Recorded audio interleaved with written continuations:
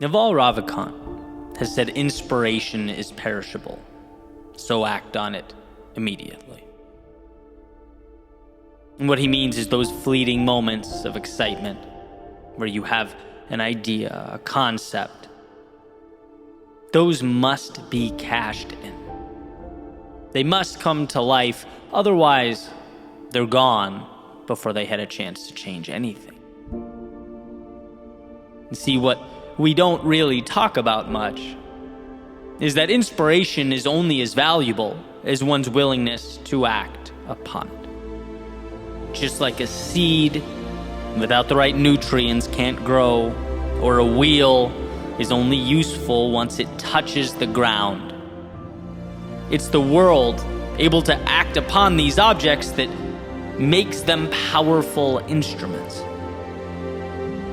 And so with that inspiration, that momentary jolt you've captured, the faster you act upon it, the more likely something comes of it. Inspiration transforms into action, which creates momentum and then more inspiration. And so goes the powerful cycle we must seek to create. Inspiration to action, to inspiration to action. I talk all the time about the myth of perfection. The idea that the perfect moment is out there, that someone or something will give you permission. But no, that green light is self-created. And when it arrives, don't waste it. It's not about reaching a mountaintop right away. You don't need to create the perfect solution right now. But give yourself a chance to see those wheels hit the road. Allow that cycle of inspiration and action to propel you forward. Because so much of life comes down to what you did when that fleeting moment arrived, what you turned it into if you gave it life. A lot of people out there think that the secret to life is having the right answers. But I'm here to tell you, it's the courage, the willingness, the strength to move forward before you have them. To take that little bit of inspiration into the sunset. Let it mean something. Let it be a beginning. So when you look back years from now, you'll see that single decision to act meant so much more than what it felt in the moment. That single step you courageously took was everything.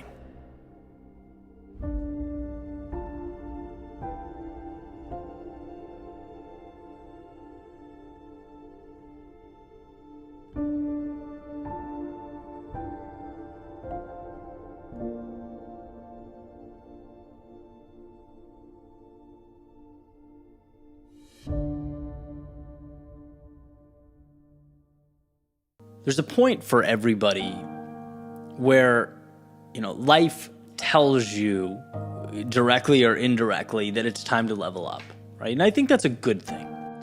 Life is a staircase where, the climb to that next step is uncomfortable, but then you get there and things sort of normalize. And in your soul, it's time to take that next step, right? Step up again, and that step is going to be just as uncomfortable as the one before. It's going to be different. It's going to be bigger.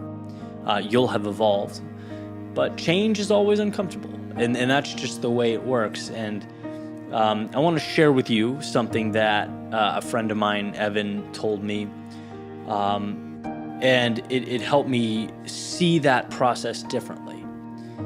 He was talking to me specifically in terms of being in front of a camera, which will make sense when you hear the metaphor, but I think it's applicable to, everything. Any situation.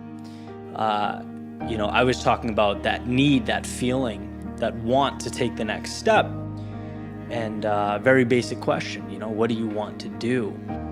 And I wasn't exactly sure how I saw things evolving, right? And so the metaphor was, well, you've been Mickey Mouse for so long that you've been sort of neglecting the Walt Disney side of things. And maybe that's intentional. Maybe that's how it should be. Maybe someone else should be Walt Disney. Maybe you should be Walt Disney and Mickey less. Like however you want to, you can bend that and reshape it a million ways. But the idea was, when you are so focused on being in front of a camera, telling your story, writing, creating, sometimes you lose sight of where the ship is going. And I just thought that was such a powerful metaphor. If it makes you think, and I've spent weeks thinking about it, it's the right message. It's what you need to hear. And I've been talking to people who are, doing things that have nothing to do with speaking or content creation, anything like that. And when they talk about their situation, it's funny, I find myself relaying the same message because it's like, you are so in the weeds of your day-to-day, doing things that, are important, but they're smaller details. They're more technical things. They're more day-to-day operational things that you don't know where that metaphorical ship is sailing. And it's because you haven't been able to step back and really think about it. Really assess where you're going and why and why it matters to you.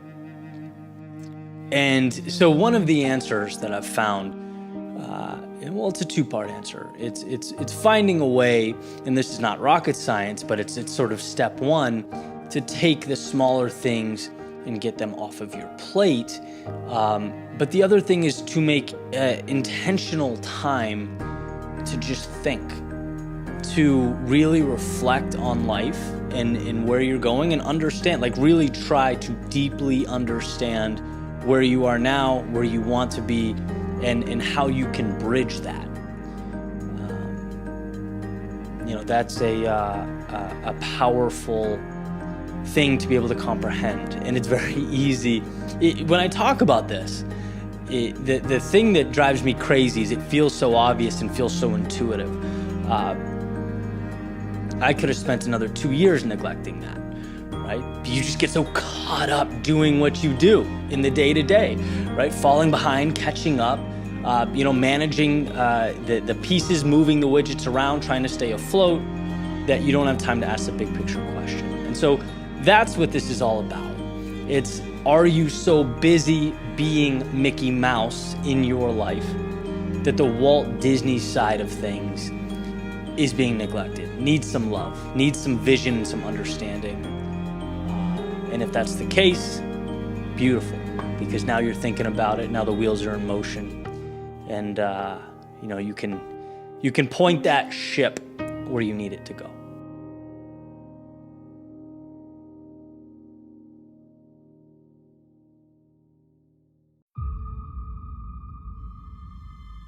So imagine you're sitting down, having something to eat, thinking, relaxing, reading, whatever you're doing. And someone walks up to the table across from you, pulls out the chair, sits down, kind of leans back, puts one leg over the other, casually tells you, you probably don't have what it takes to do anything significant in your life. What would you say?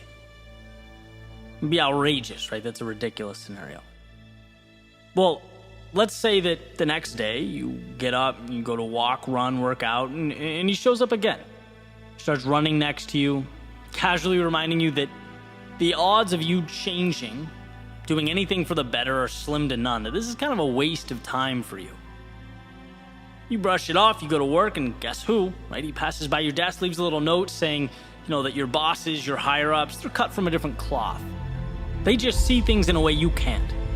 You'd probably tell that person to take a long walk off a short pier, right? Or at the very least, you'd understand how absolutely insane the situation is. People can't just walk up and talk to you like that. But now imagine that same person is you, living rent-free in your head, and here's the catch: you invited him in. You allowed the negativity and the doubt to live there. See, every time I think about that self-talk, I can't help but wonder, in a world of obstacles to navigate and challenges to tackle, Why is it acceptable for your biggest obstacle to be you?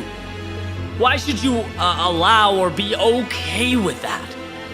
And I'm not saying everything's perfect all the time, every thought's pure bliss, but I am posing this question. If you don't believe in yourself, how do you expect anyone else to?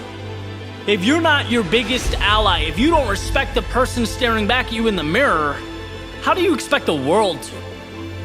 Why is our inclination to tense up and refute the negativity from others, but sit back and accept the same nonsense in our own heads?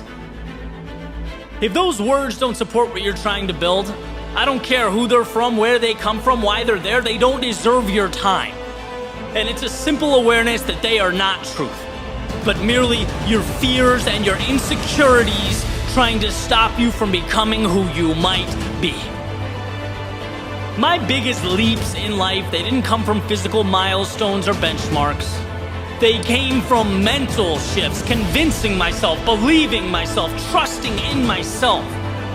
When the road is untraveled, when the story is untold, the positive and the negative are both make-believe. They are both fairy tales, they're options, they're theories, and guess what? You get to choose which option, which one will be yours.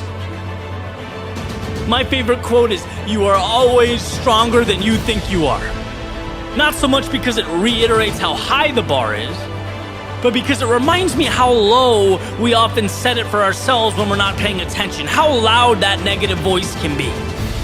You know, when I was unemployed, I was writing, I was running out of money, my life changed because I stopped seeing myself as some lost, jobless mess, and I started seeing myself as one of the greats with a hell of a road to travel. See, people always follow through on who they believe themselves to be. I refused to hear that you might fail and the not good enough, and I buckled up for the road ahead. And when you believe you can change and know that the road to your goals will be rocky, it will be uncomfortable, but worth it, you are taking that hostile voice and making him or her a spectator, not a decider of fate. And yeah, you will lose, you can't win all the time, and you will feel stuck, but life's not always smooth sailing, and sure, you'll be mad at yourself, but not every decision is a home run. But these situations are the byproduct of a journey, and here is my point. Self-belief is being able to differentiate your situation and pointless negative talk about the situation. It's about remembering that you are the gatekeeper of your own mind. When you believe in you, it places your faith, your strength, and your determination in the driver's seat. It makes everything else trivial, meaningless. It makes it an option that you are simply not going to choose.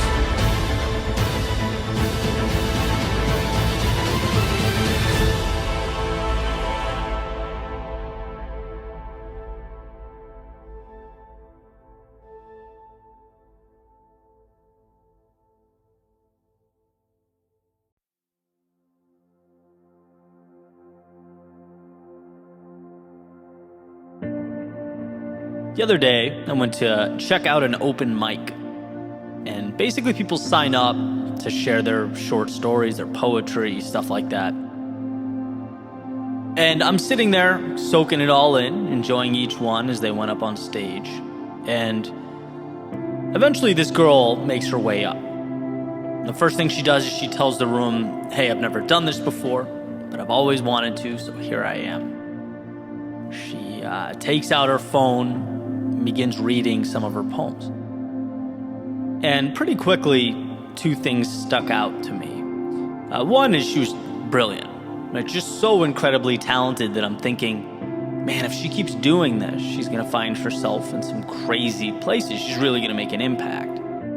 That was the first thing. And the second, as I sat there and watched, was that I noticed that her hands were visibly shaking. I was pretty close to this stage. And I could see this happening to the point where she had to place one on top of the other, right, to keep the hand that was holding her phone from bouncing around while she read. That's how visibly nervous she was. And immediately my mind went down this road, reflecting back on the moments I've had just like that, because man, I've been there. where you're both determined and terrified at the same time, but somehow the desire to try outweighs the fear just enough for you to find yourself in that exact situation. Just enough that you step into a foreign world, still wondering whether you made the right move. Every step of the way, from the car, the building, onto the stage, until you hit the point where, okay, well, now you can't turn back. Now you're here, you can't leave. And the thing is, and this is what was so beautiful to me, she was never forced to do this at gunpoint. No one made her step into that chaos. It was self-created. She could have stayed home. She could have closed her journal or the notes app on her phone, and that would have been the end of that. But no, not today.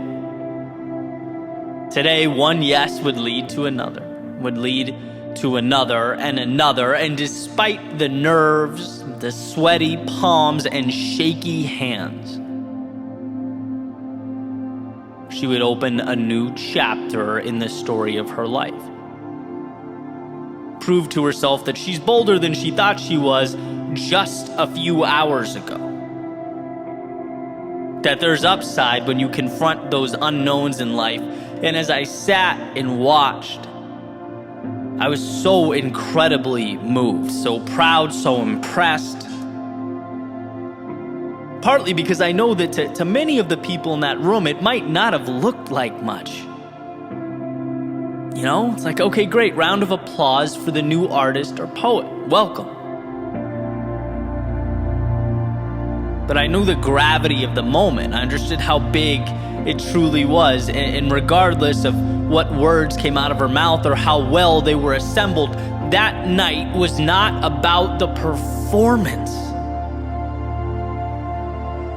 No, it was about new beginnings. It was about outstretched wings, opening one's eyes to the learned helplessness and pinpointing the opportunity that was simply waiting for that first step to occur.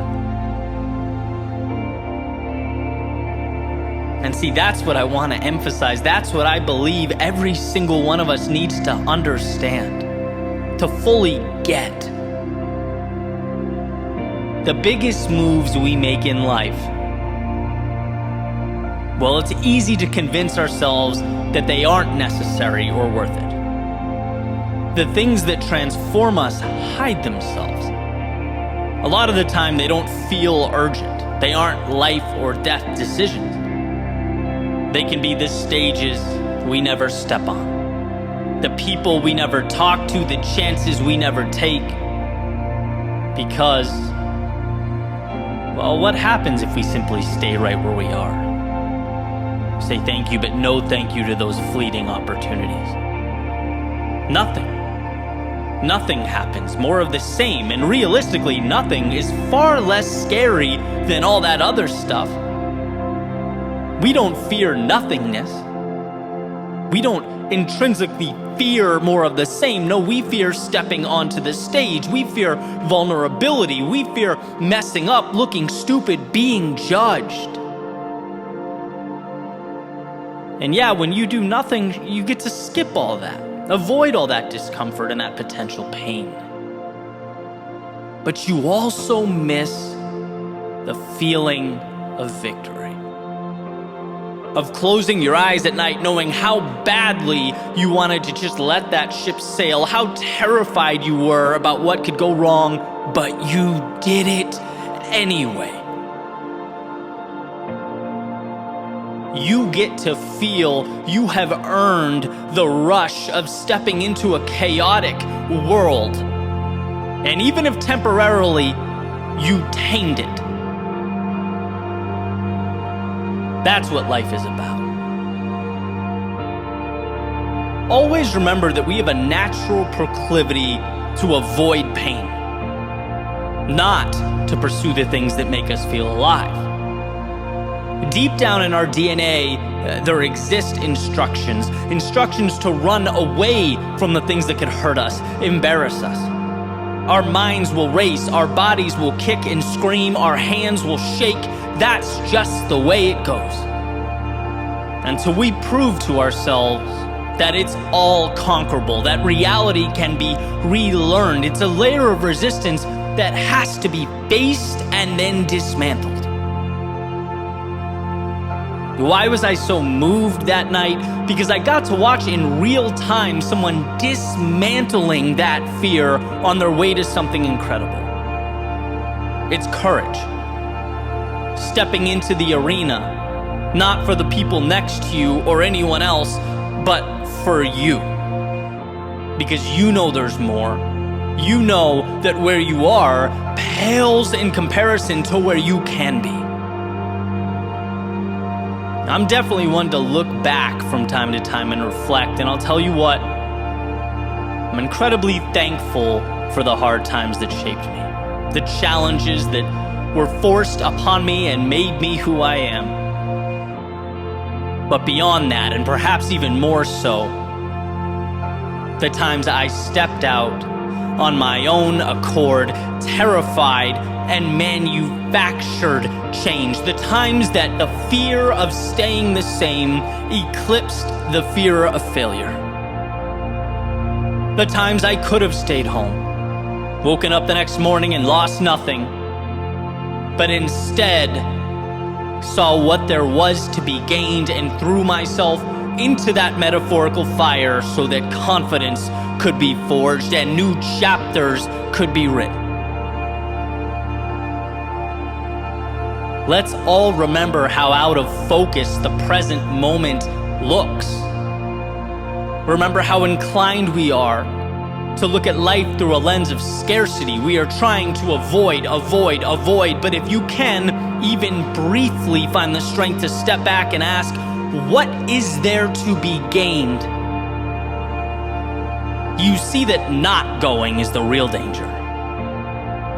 And those stages that seem arbitrary, that seem like optional stops along the way, well, they're just as imperative as the air you breathe.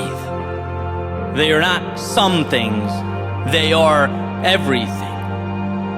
We all hit a point where we look back on the roads we traveled and see the culmination of footsteps that have come to constitute our lives. And we want that moment to feel full. Like no stone was left unturned, like we put it all on the line. So will you step onto this stage of life? Stand your ground as the curtain opens, read your poems to a foreign audience. Will you share your voice even though it trembles?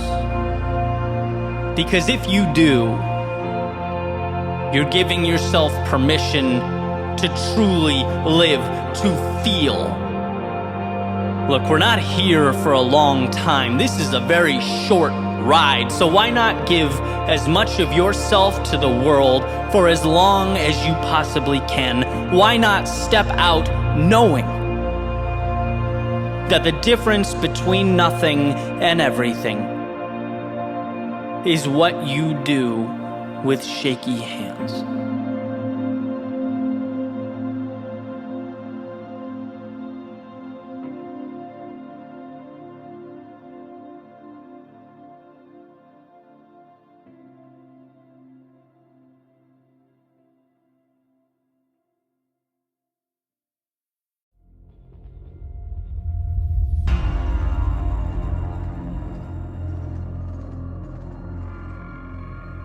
They say heavy is the head that wears the crown. That with the ability to influence comes a burden, a worry not felt by the masses. That power, like anything, has its costs. And I don't disagree. But I can't help wondering what value lies in the alternative. See, today is my empire. Each action my subject. I rule this kingdom with an iron fist. Be because it is mine. Because I will not let my life be dictated by foreign aggressors. I am king, not because of the crown on my head, but because of the life that I lead. Because when you govern your own beliefs and expectations, you bow to no man. My thoughts are loyal. My decisions comprise the greatest army this world has ever seen, and unless I say otherwise, it will conquer to the ends of the earth. My world is simple.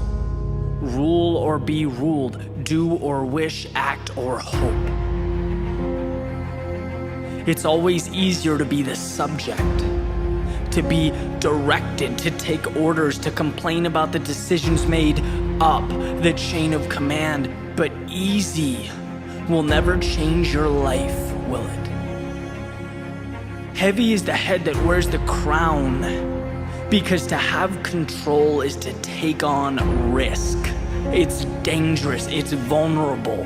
But you'd be hard-pressed to find another soul who didn't want to be king or queen, who didn't envy the crown. It wasn't a matter of desire, it was a matter of courage.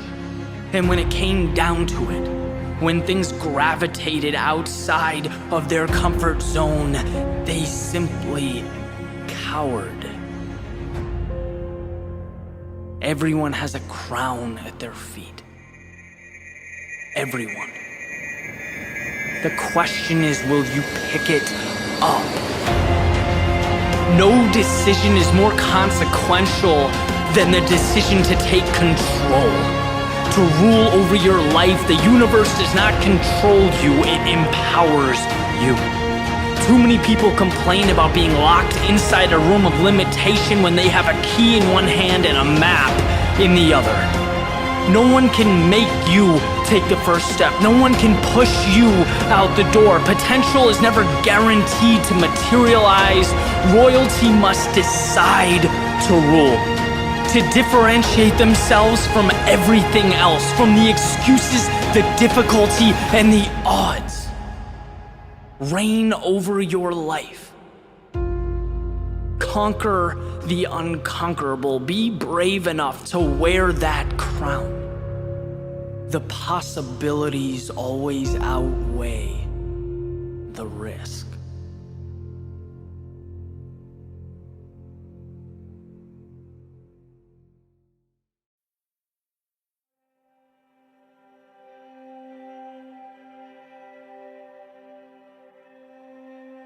A life well lived is a dance between having the strength to walk away and having the courage to go all in. It's juggling the idea that absolutely nothing matters and the idea that every second is a blessing beyond which I'm capable of even explaining or articulating.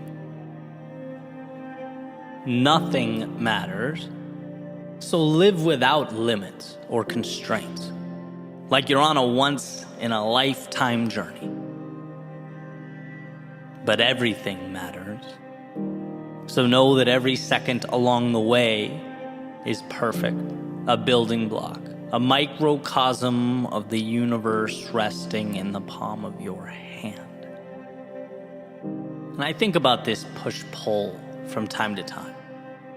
I play with the idea that nothing matters when I need courage, when I need to convince myself to be a little bolder, reinforce the understanding that there is no pressure here. Life can only give what I'm willing to carve out. And as that clock ticks away in the background, what do I have to lose? As Mark Twain put it, it's the things we don't do that we come to regret. And then on the other side, when I need a little discipline, I play with the idea that the little things are everything. After all, two things can be true at once, and the details matter a lot. For me, getting up 2 hours earlier does make a difference. That pushing a little harder will add up. The little things become everything. and painting that portrait that had been tucked away in my imagination, well, that's done one very real, very tangible brushstroke at a time. It's participating in that dance between nothing and everything, the real and the imaginary. But for the time being, let's leave those very important little things and focus on the divine big things. Those nothings that with some vision and concentrated effort become some things. I have a friend that says to me all the time, nothing matters. And not in a nihilistic, throw your hands up and stay inside until the end of time type way. But in a way that poses the question, why wouldn't you risk it all? Nothing matters. Why wouldn't you risk seeing how far you could push, how long you could run, how much you could become? Because maybe, just maybe, this whole thing isn't as serious as we'd like to think it is. And instead of feeling confined and scared, what if you felt alive, blessed to even be here? And I think realizing that we build these imaginary boxes around ourselves and live within them is a huge step. That awareness that we spend so much time reaching out for things that will save us, when in reality we simply need to set ourselves free. We need to open the gates, build bridges to the infinite opportunity that surrounds us. And when I think about this, a feeling that still comes to mind, feeling I had after 2K tests in college. Those of you that have been on the rowing machines, I'm sure you get it. But if not, picture a feeling similar to an all-out sprint for roughly 6 or 7 minutes, depending on when you cross the line. And when it was over, after I'd finished picking myself up, I would just sit in the hallway, cherish the feeling of being done. Right after pushing my body to its maximum, I'd appreciate the nothingness, the same nothingness that I'd never pay attention to at all otherwise. But in that moment, it was everything. What a gift. As you regain your composure, as your heart rate comes back down to earth, to just be still. And I still love that feeling after physical exertion, the reminder to just be thankful for a moment of serenity, a reminder that life can and will inflict upon us these periods of absolute chaos, of turbulence. And often they're very necessary. They harden us, they shape us, but they also remind us to appreciate their absence. Same thing goes, and a lot of you, I'm sure, will be able to relate to this, for something like a headache or a migraine. When they come and go in my life, it's like the second a brutal headache dissipates, that nothingness is the greatest gift I could ever imagine. The absence of pain, infinitely more valuable than any tangible acquisition. And I think in those moments, we get a glimpse of the world in its purest, simplest form, where all the nuance and detail we worry about doesn't matter much. Because look at what we have. Look how much surrounds us when we position ourselves to notice, when we simply pay attention. Tolstoy said, "If then I were asked for the most important advice I could give, that which I consider to be the most useful to the men of our century, I should simply say, in the name of God, stop a moment. Cease your work. Look around you." An incredible reminder to never forget where we are or what we were given. To remember that by breathing in the air around us, we have, in a sense, already won. And I love this because for a brief moment in time, it swings that pendulum to the nothing matters side of life. When you're living a miracle, why sweat the small stuff? And I can ask myself, why do I get so worked up? It's no big deal. Why not take the risk? What's the worst case? That I fail and have to backtrack as a now more informed and knowledgeable person? Why not stand in the face of my fears? The upside is consistently enticing. It consistently rewards. Look around and see what life has provided. How dare we waste it? And with that said, I'd also be remiss not to include this little caveat. I'm careful with the words "nothing matters." Because even though in the context I've been using it for years, it's a positive, empowering thing. It's my reminder to push boundaries. I could also see how it begs the question, well, if nothing matters, why should I care? And so let's reframe.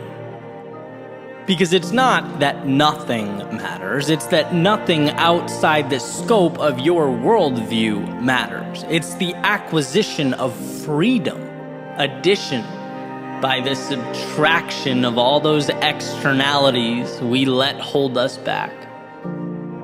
Because you know as well as I do, it's not really the externalities that shackle you. It's your thoughts about them. So open the gate to your mind, let the detrimental out, and keep the necessary and the ideal in. Nothing matters if it doesn't align with your values and your destination. I know I say in every video, speech, podcast episode that we are the authors of our own stories. And it's because we craft our nothings and our everythings. It's because your universe, the one behind your eyes, it needs a maker every morning. And if you allow it, each sunrise can be your genesis, your own beautiful creation story. You have your hand on the dial. And so, amidst this world of infinite beauty and opportunity, look around you, soak it all in, ask yourself, what does freedom look like, feel like? Because you were put here to pursue that. And outside of those parameters, I believe that nothing matters. So why not live like it? Dream like it. Use the little thing in front of you to build the big things that have not yet arrived. Walk away when it's misaligned and go all in when you know in your soul it's right. There is everything to gain and nothing to lose.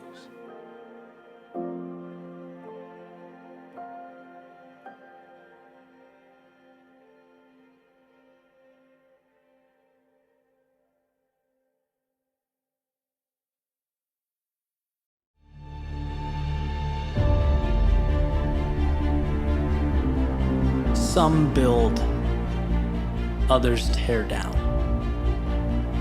Some take risks, others critique the risk takers. Some pursue the infinite, others settle for a life of limitation. Some make change, others complain that things are no longer the same. Some help people grow, others think that your loss is their gain. Some learn from misfortune, others become held down by it.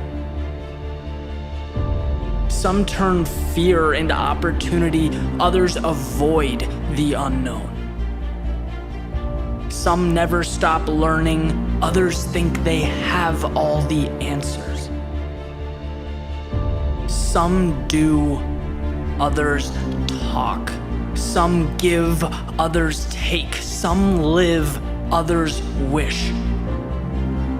Some see an opportunity, others see an obligation. Some work toward the possibility of excellence, others run from the possibility of defeat. Some fall and get back up, others stay where they are so that they never have to worry about leaving their feet. Some embrace the elements, others take shelter. Some search, seek, and discover, others wait to be told. Some perform, others watch. Some persist, others stop. Some make the most of every single day. And others watch those very same days go by. So which one are you? What will you create with the pieces presented to you? Not tomorrow or the next day, but right now and every second moving forward. Will you build or tear down, take the easy road or the road less traveled? When all is said and done and you've come to the end of your story, what will it say?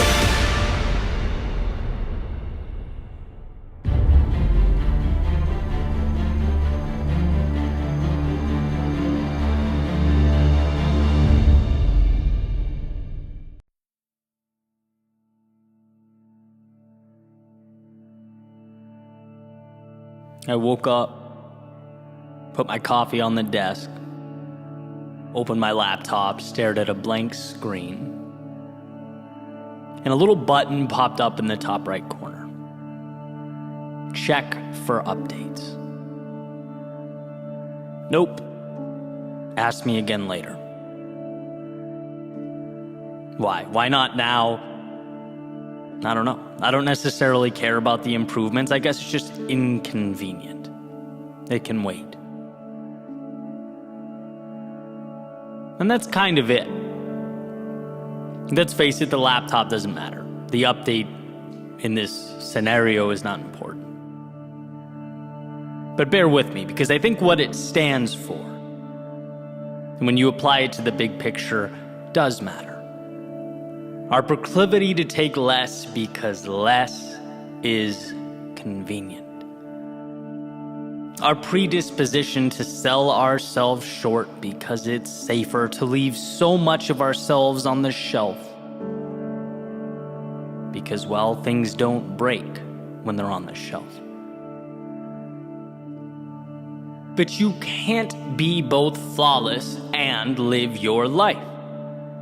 Because life comes with wear and tear. The value is the experience. And a flawless existence is void of experience, of stories, of adventure. There's a little parable about two seeds being planted. And one of them just wants to grow, wants to feel what the sun is like, wants to see how high she can get, experience the breeze, the cool air. And so she grew. And sure, she dealt with hard days. She had her difficult times, but ultimately grew to live her best life. The other seed worried. Worried about leaving her home, the world that was the ground around her, worried about damaging her roots, worried about what could be waiting for her in the dark, about the sun being too hot and the breeze too strong, and ultimately stayed right where she was, playing it safe until one morning a chicken came wandering by and ate the seed off the ground. And see, this spells out a few things. One, we can, at any moment, decide to step into that next level, evolve into that next chapter. But also, not doing so comes with a cost. Sometimes a hidden cost. There's a tendency to think that preserving the status quo, because it's safe, is valuable. But understand something, you are not a collector's item. You weren't made for preservation, you were made for growth. to expand, to reach out towards the heavens and feel that sun, that breeze. And sure, upgrading means vulnerability. It means accepting that the unknown is bigger than you, but also contains within it everything you need. Whether it was people, things, money, resources, I used to think like that seed, right? How can I hold on to what I have? Contain, play small. I can't lose this. I've come too far. I've worked too hard. What if everything goes wrong? I can't upgrade now. Maybe later. Maybe someday when the time is right. When it won't hurt or require that I step outside of this little world I've created. But guess what? Growth always asks of us that we leave the comfort of now. It always offers us the world in exchange for the courage to see the unseen and trust ourselves to bring it to life. And when I realized this, I saw how the act of trying to perpetually maintain the status quo is debilitating. It's looking at life through a lens of scarcity. It's only when you start to grasp how abundant life is that you realize by simply stepping into that person you are destined to be, you'll attract what matters. Some things will go, and you'll leave them behind. But those things no longer serve you. They played their part, they added their value, and are now merely stepping stones as you move to something greater, and that's just it. Sometimes living means wishing you did things differently, looking back and acknowledging that you need to be better. Sometimes living means losing the wrong people in your life to make space for the right ones. Sometimes it means spending days, months, even years wandering down the wrong path so that you can get a glimpse, so that you can realize what the right path looks like. Sometimes it means no reward, no validation until that compounding finally takes place. Finally, you see just how powerful those small steps were and will always be. It means seeing yourself as the person you know you can be. Maybe not necessarily the one you are today, but betting on yourself when no one else would. There's an idea that people are neither good nor evil, but they have both within them. They choose through their day-to-day action how they'll live, who they'll be. And sure, this is a tad oversimplified, but I think the duality is useful, right? Because in a different context, for everything that occurs in your life, you can find a reason to celebrate or a reason to grieve, a reason to grow or a reason to hide. It all comes down to what one chooses to see, how they choose to look at the world. I'll never forget when Peterson talked about curtains, right? With tears or holes in them, same world on the other side. But the opening that you choose to look through paints an entirely different picture, right? Contributes to an entirely different understanding. And look, I'm a pragmatist, I just am. I'd never ask people to close their eyes and pretend everything's perfect, to wander down the path before you expecting everything to be easy. No, but what I am saying is that the path before you is where you'll uncover the meaning in life, and meaning requires that we are from time to time uncomfortable. To go where we most want to go, we must leave something behind. And the reality is that while it's scary, while it can be alarming and even painful, it is always worth it.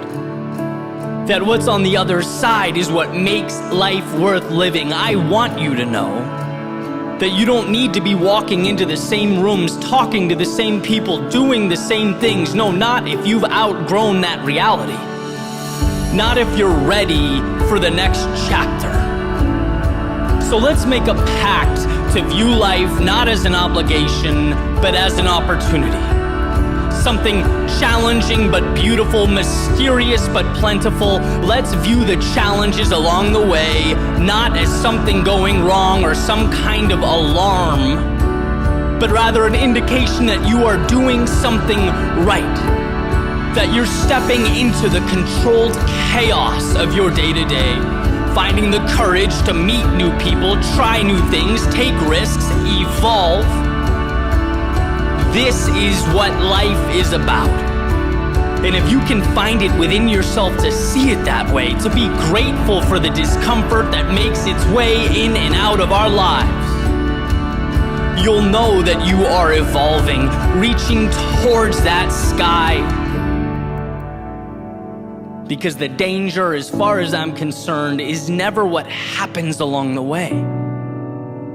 It's what doesn't happen, because we never let ourselves accept what the world had to offer. And so on that note, I think today is the perfect day to upgrade.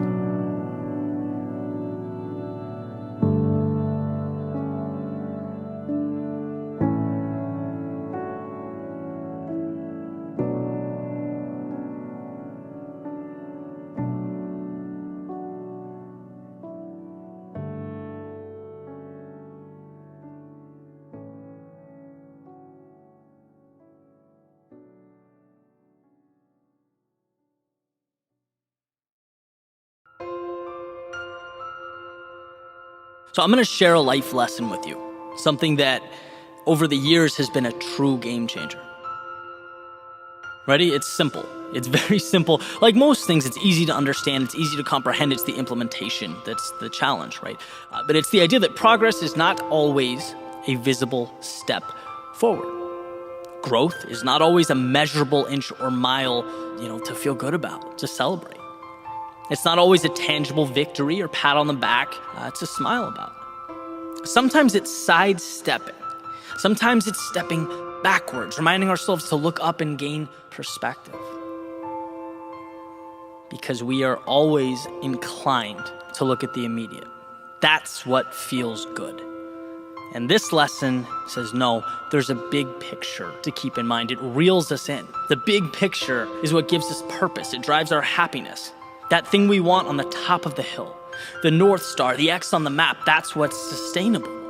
And I say it's been a game changer for me because, one of my biggest adversaries over the years has been that voice in my head, almost pleading with me to indulge in the thing that will bring that immediate result. It's money now, growth now, validation now. There's comfort there. Our minds want that satisfaction. That's why you see all those guys standing next to whiteboards saying they have the formula to make you rich tomorrow. We want tomorrow. We believe in some capacity that can be real tomorrow. But that's what tends to lead us astray. And so I've spent a lot of time reflecting over the years on how to incentivize those steps that aren't immediately impactful. There's not the flashy medal you're going to get right now, but I know that if I do it, it's going to bring me to my long-term goal. How do I incentivize that? Because, like I said, the natural inclination is to dismiss it. I'm walking laterally across the mountain so that ultimately I can find the most applicable path and ascend. And that's a scary thing.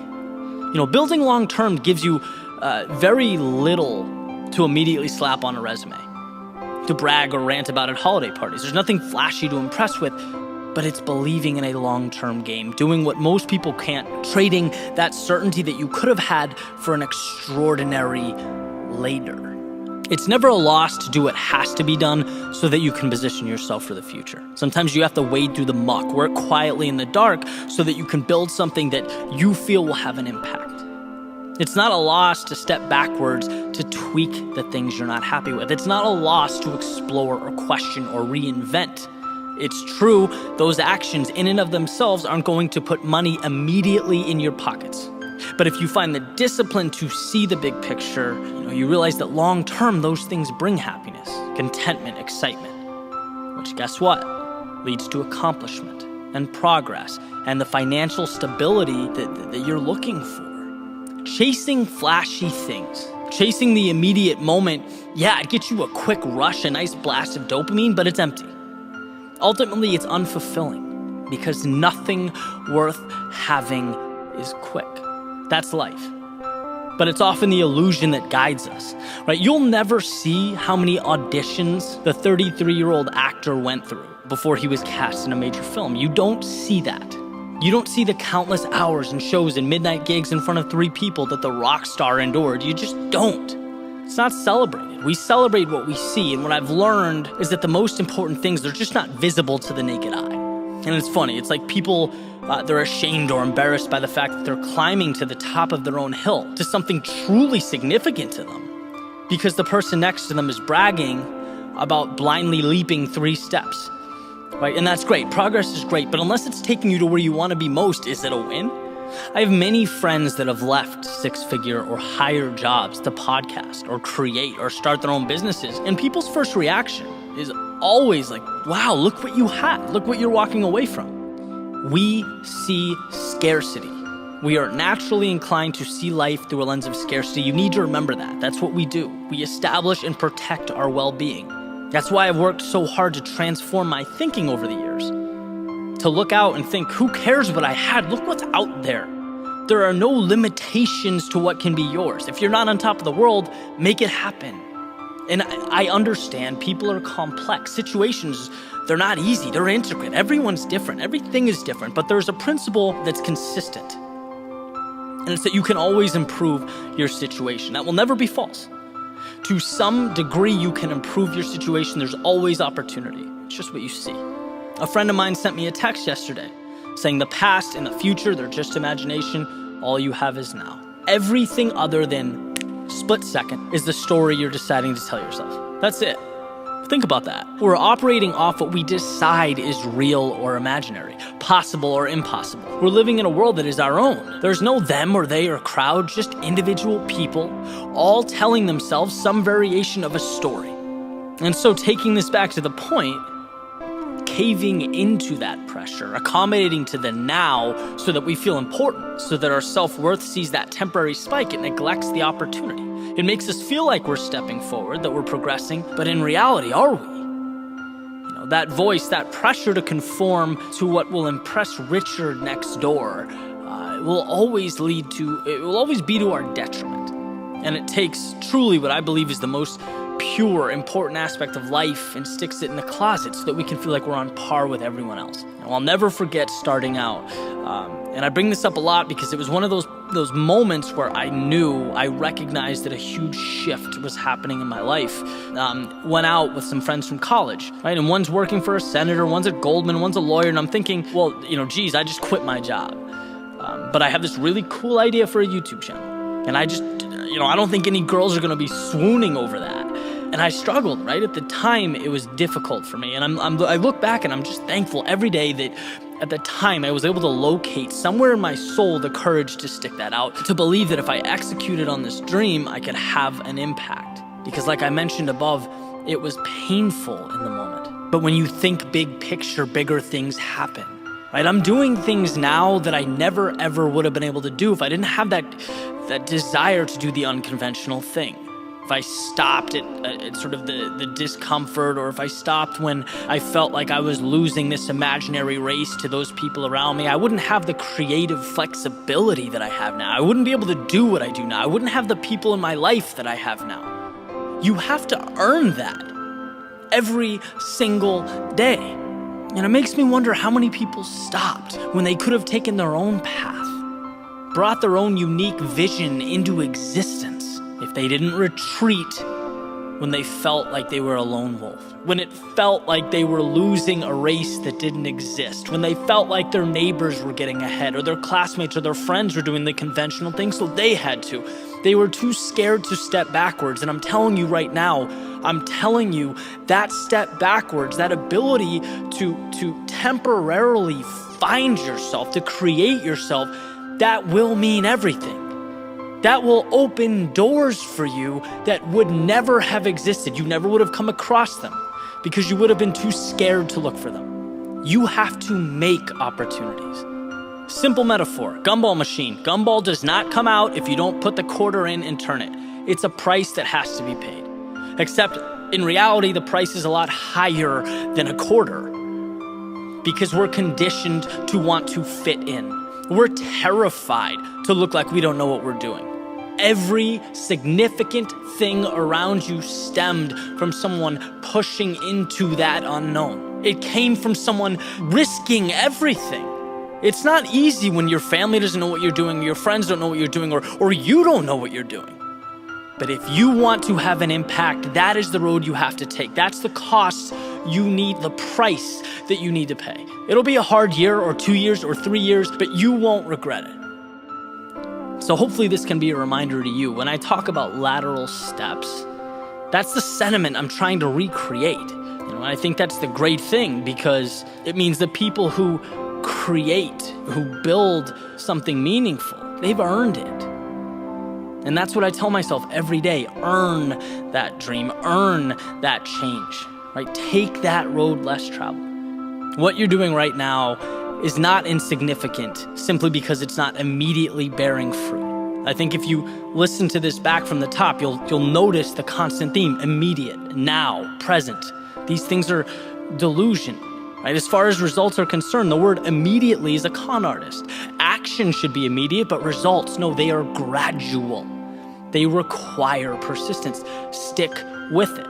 Remind yourself to look up because that's what you're after. It's a pursuit. You're building a foundation. You're creating the things that permanently alter the artistic and political and social landscapes. That's remarkable. It's the road few have the patience to walk. Remind yourself why you're skipping the small stuff, brushing off the little wins and losses. Why building something substantial in silence is more powerful than gloating and screaming at the top of your lungs after every visible step. Look up. Remind yourself that you are going to change the world and you can see it.